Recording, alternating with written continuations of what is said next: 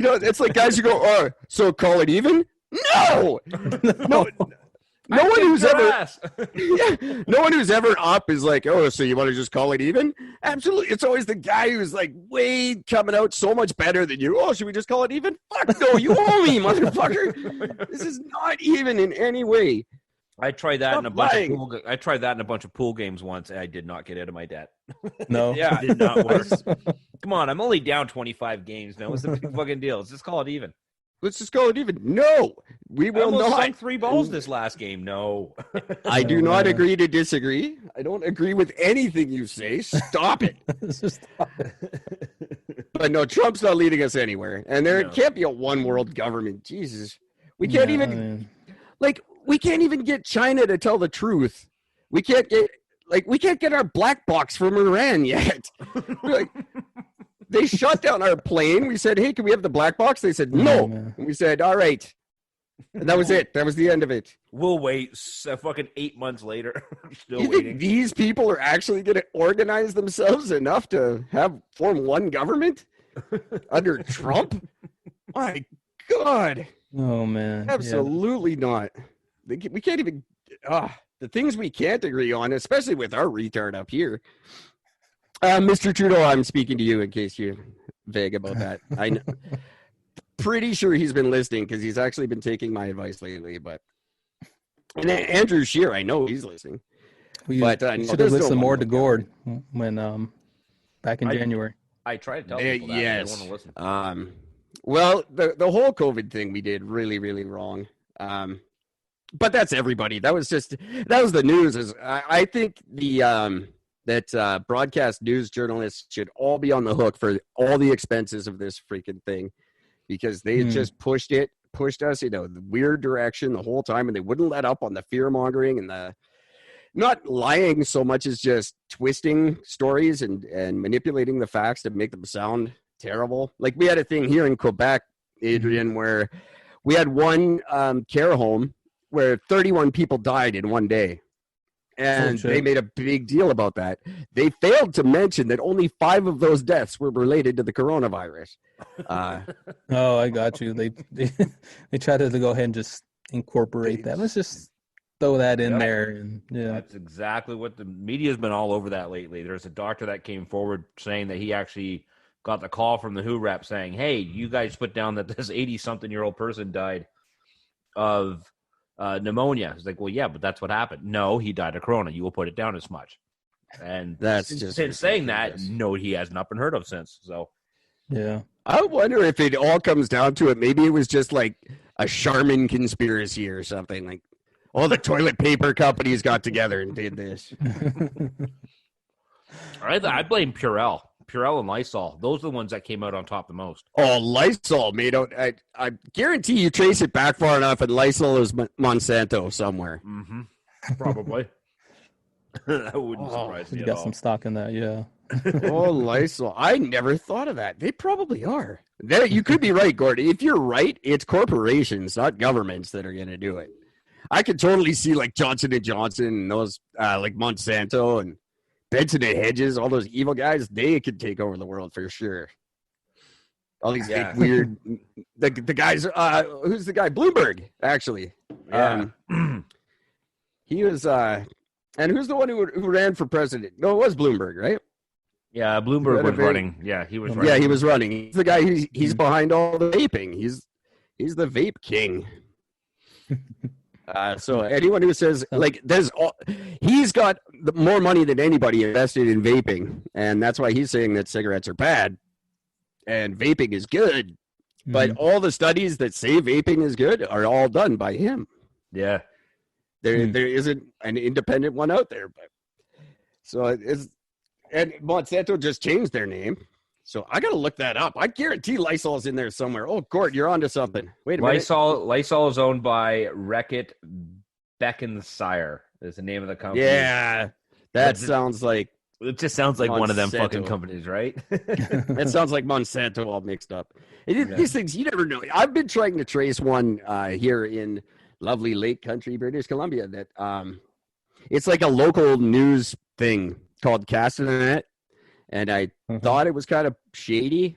and then you trace it far enough, it's owned by 5 oil companies in northern Alberta.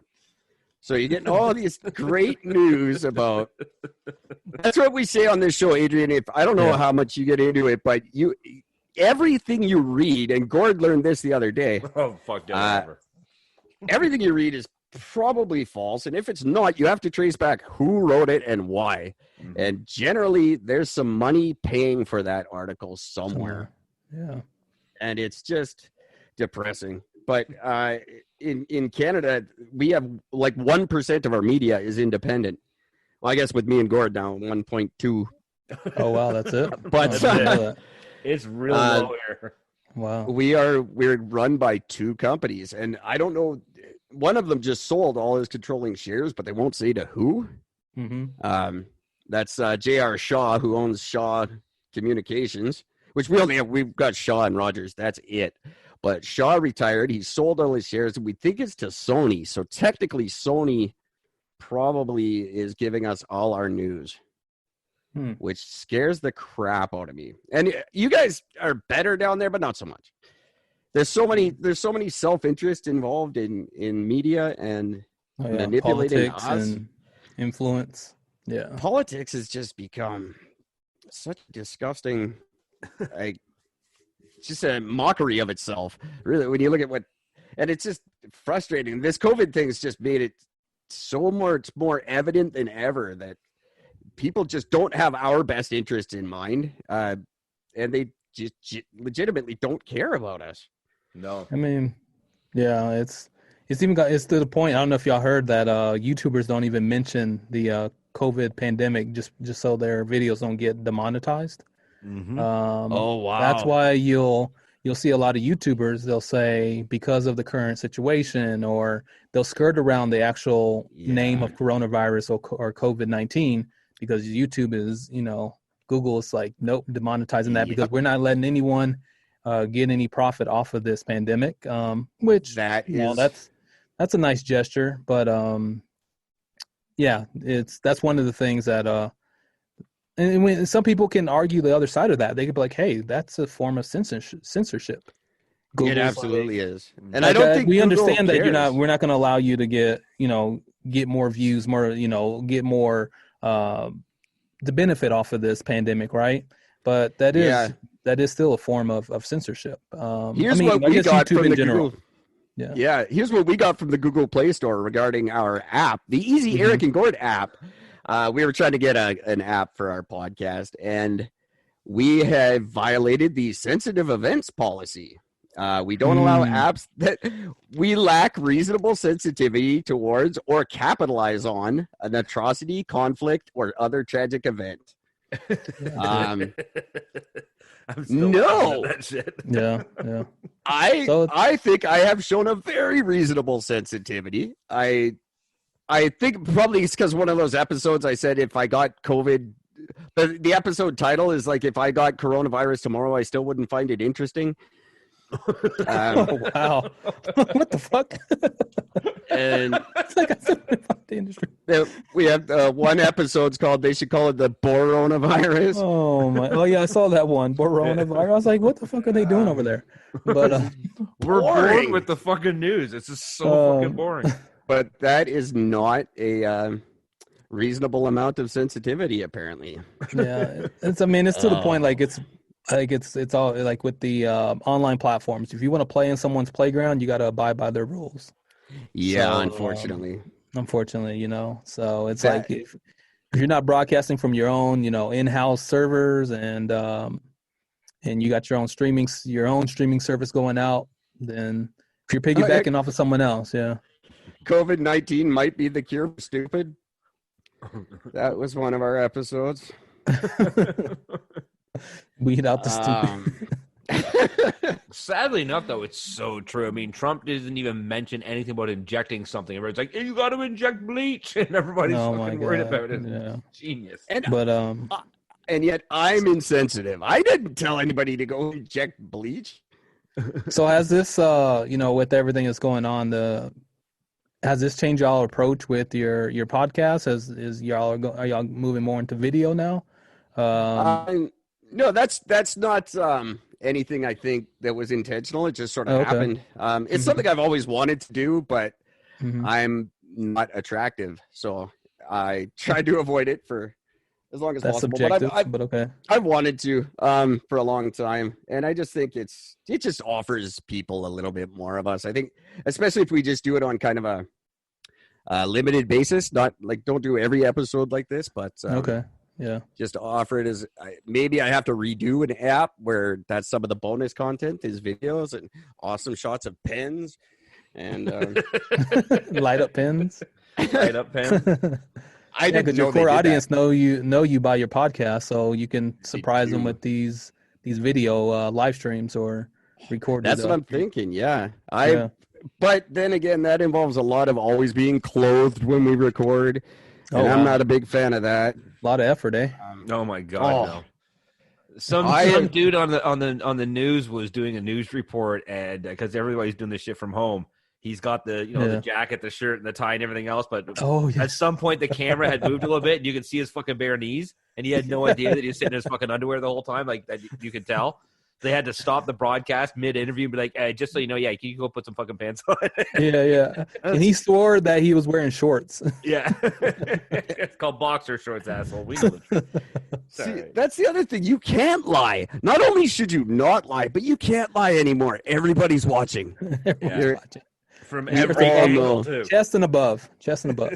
That's why I never get these like politicians who like get caught cheating or like cheating on their wives or they're like whatever they happen to be doing that's shady. It's like, what are you thinking? You know you're being watched all the goddamn time.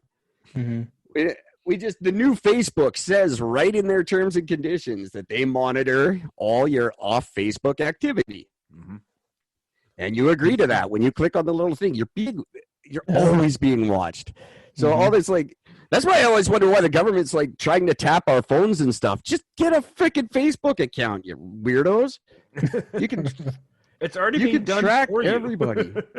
And I how do you feel? I think I'm perfectly okay with that. I'm trying actively to be seen by more people as much as humanly possible. So if Google or Facebook or the government or whoever wants to spy through my webcam or tap my phone or whatever, I'm all over it. Just make sure you go to our site and buy a hoodie from me. There you go. Give me some free marketing. Might as well add in a marketing plan. Some Absolutely. exposure. There you go. Just like, hey, give me some exposure, and I'll. You can listen to me as I'm rambling in my living room on my Google Home. You can just make sure you're looking out for me when you want to. If someone's looking for that recommendation for that next podcast, make sure Eric and Gord get thrown into the conversation or something. If that FBI logo could incorporate the F Eric and Gord logo in somehow, that'd be a big help. We complain about that. How do you feel about that though? How about like Big Brother watching or just like constantly just knowing that? Does it bother you as a person in general? Do you not like being watched or do you not care? I guess I got to the point where I've kind of gotten acclimated, like moving to a higher climate. It's like, okay, at first it's rough and you're like, fuck this altitude, blah, blah, blah. But after a while you just get used to it and it becomes nature. Exactly. It's because what are you going to do? I mean, I got 2 Google Homes in the house. They're probably more useful than not useful, and me getting rid of them because Google's listening to me all the time. Yeah, they're scary because the smart homes, they've found smart homes talking to each other. Ooh. And that scares the crap out of me. I am not ready for robots to I'm just not ready for them. I've always said if robots like there was a thing last year about getting a charter of rights and freedoms for robots. Mm-hmm. Which would essentially make them a race. And if robots become a race, I will become very, very racist very, very quickly because I don't like them and I don't trust them. Even Cortana bugs me once in a while. I got to turn that shit off. I don't like them. I don't Opt out. trust them. I don't want them to be a part of our life. Although, like now, even in our everyday lives, we use AI like more than we think. Like the people we chat when my laptop never works and I'm chatting with someone. That's a robot. I'm not really chatting with someone. Or like UPS when they're like, "Hi, can we help you?" That's a robot. Mhm. Are you ready for that, Adrian? Are you ready for the robots to take over?